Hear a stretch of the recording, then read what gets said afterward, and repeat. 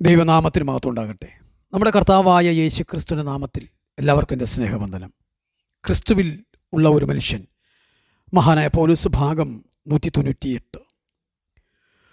പ്രസംഗം നിർത്തി പൗലോസ് മുട്ടുമേൽ ദൈവത്തോട് പ്രാർത്ഥന ആരംഭിച്ചു.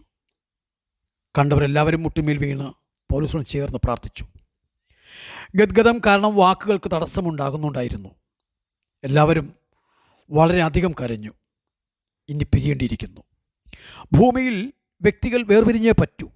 വിശ്വാസികളെല്ലാവരും ഒത്തുചേരുന്നതും ഒത്തുവസിക്കുന്നതും സ്വർഗത്തിലാണ്.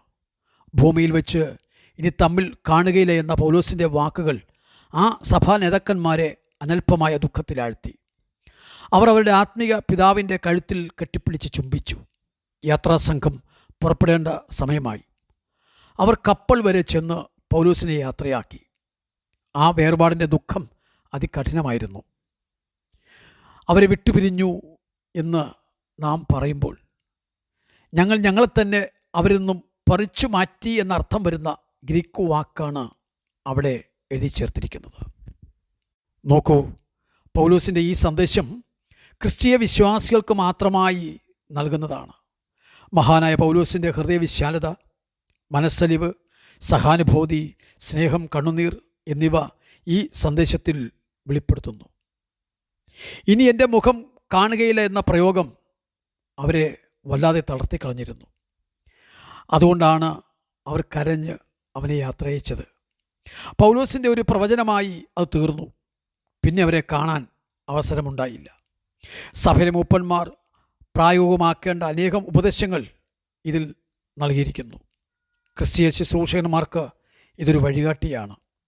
സഭയ്ക്ക് വെളിയിൽ നിന്നും വരുന്ന ദുരുപദേഷ്ടകന്മാരെയും സഭയ്ക്കുള്ളിൽ തന്നെ കപടതന്ത്രങ്ങളാൽ നേതാക്കന്മാരാകാൻ ശ്രമിക്കുന്ന ദുരുപദേഷ്ടകന്മാരെയും സൂക്ഷിച്ചു കൊള്ളണമെന്ന് പൗലോസ് പ്രത്യേകം ഊന്നിപ്പറയുന്നു ഈ സന്ദേശത്തിൽ. തുടർന്ന് പൗലോസിൻ്റെ യാത്രകളെ ഏതാനും വാക്യങ്ങളിൽ അപ്പോസ്തലപ്രവൃത്തി 21-ാം അധ്യായത്തിൽ ഇങ്ങനെ പറയുന്നു: അവരെ വിട്ടുപിരിഞ്ഞ് നീക്കിയ ശേഷം ഞങ്ങൾ നേരെ ഓടി കോസിലും പിറ്റന്നാൾ രോദോസിലും അവിടെ വിട്ട് പത്തരയിലും എത്തി. ഫൊയ്നിക്കയിലേക്ക് പോകുന്ന ഒരു കപ്പൽ കണ്ടിട്ട് ഞങ്ങൾ അതിൽ കയറി ഓടി. സൈപ്രസ് ദ്വീപ് കണ്ട് അതിനെ ഇടത്തുപുറം വിട്ട് സിറിയയിലേക്ക് ഓടി സോരിൽ വന്നിറങ്ങി. കപ്പൽ അവിടെ ചരക്ക് ഇറക്കുവാനുള്ളതായിരിക്കയാൽ ഞങ്ങൾ ശിഷ്യന്മാരെ കണ്ടെത്താൻ ഇറങ്ങിത്തിരിച്ചു. 7 നാൾ ഇങ്ങനെ ശിഷ്യന്മാരോടൊപ്പം ചേർന്ന് അവിടെ പാർത്തു. അവർ പൗലോസിനോട് യെരുശലേമിൽ പോകരുത് എന്ന് ആത്മാവിനാൽ പറഞ്ഞു. അവിടുത്തെ താമസം കഴിഞ്ഞിട്ട് ഞങ്ങൾ വിട്ടുപോകുമ്പോൾ അവരെല്ലാവരും സ്ത്രീകളും കുട്ടികളുമായി പട്ടണത്തിന് പുറത്തോളം ഞങ്ങളുടെ കൂടെ വന്ന് കടൽക്കരയിൽ മുട്ടുകുത്തി പ്രാർത്ഥിച്ചു. തമ്മിൽ യാത്ര പറഞ്ഞിട്ട് ഞങ്ങൾ കപ്പൽ കയറി അവർ വീട്ടിലേക്കും മടങ്ങിപ്പോയി. അതെ, പൗലോസിനും സംഘത്തിനും ഇങ്ങനെ 7 ദിവസം ഇവിടെ കിട്ടി. വചനഘോഷണത്തിൻ്റെയും സ്നേഹക്കൂട്ടായ്മയുടെയും ദിവസങ്ങളായിരുന്നു ഇത്. അതിനിടയിൽ പൗലോസ് യെരുശലേമിലേക്ക് പോകരുത് എന്ന് അവിടെയുള്ള സഹോദരന്മാർ പരിശുദ്ധാത്മാ നിയോഗത്തിൽ ആവേശരായി ഇക്കാര്യം പറഞ്ഞു. ഇതിനകം പല പ്രാവശ്യമുണ്ടായ പ്രാവചനിക മുന്നറിയിപ്പിൻ്റെ മറ്റൊരു സ്ഥിരീകരണം മാത്രമായിരുന്നു ഇതും. എന്നാൽ പൗലോസ് നിശ്ചയിച്ചു കഴിഞ്ഞു. എന്തു വന്നാലും യെരുശലേമിൽ പോകുമെന്ന് തന്നെയാണ്. അതിനൊന്നിലധികം കാരണങ്ങളുണ്ടായിരുന്നു. സുവിശേഷത്തിനുണ്ടായ വ്യാപ്തിയെപ്പറ്റി യെരുശലേം സഭയെ അറിയിക്കണം. കൂടാതെ യെരുശലേമിലെ സാധുക്കളായ വിശ്വാസികൾക്ക് വേണ്ടി ശേഖരിച്ച ഈ സഹായധനം സഭയിലെ മൂപ്പന്മാരെ ഏൽപ്പിക്കണം.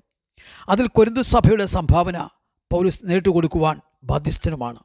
ഇതിലൊക്കെ ഉപരി വിജാതീയ പ്രശ്നം സംബന്ധിച്ച് പിന്നെയും നിലനിൽക്കുന്ന തെറ്റിദ്ധാരണകൾ ക്രിസ്തീയ സ്നേഹത്തിൽ മാറ്റിയെടുക്കുവാൻ ശ്രമിക്കണം. സോരിൽ നിന്ന് തുടർന്ന് യാത്ര പുറപ്പെട്ട് പൗലോസും കൂടെയുള്ളവരും പത്തൊലോമായിസിൽ എത്തുകയാണ് ചെയ്തത്. സോരിൽ ക്രിസ്തീയ സഭ രൂപപ്പെട്ട കാലത്തും അതേ സാഹചര്യത്തിലുമാണ് പത്തൊലോമായിസിലും സഭ ഉണ്ടായത്. പൗലോസും സംഘവും ഇവിടെ എത്തുകയും സഹോദരന്മാരോടൊത്ത് ഒരു ദിവസം താമസിക്കുകയും ചെയ്തു. ഇവിടെ അവർ കപ്പലോട്ടം തികച്ചു എന്നല്ല, തുടർന്നു എന്നാണ് നാം കാണുന്നത്. അതെ, പിറ്റേ ദിവസം പുറപ്പെട്ട് സമുദ്രമാർഗം അന്ന് തന്നെ കൈസരിയിൽ സംഘം എത്തിച്ചേർന്നു. യഹൂദിയുടെ തലസ്ഥാനവും റോമൻ ഗവർണറുടെയും ഹെരോദ രാജാക്കന്മാരുടെയും ആസ്ഥാനവുമായിരുന്നു കൈസരിയ. തുടർന്ന് അർദ്ധഭാഗത്തേക്ക് വരാം.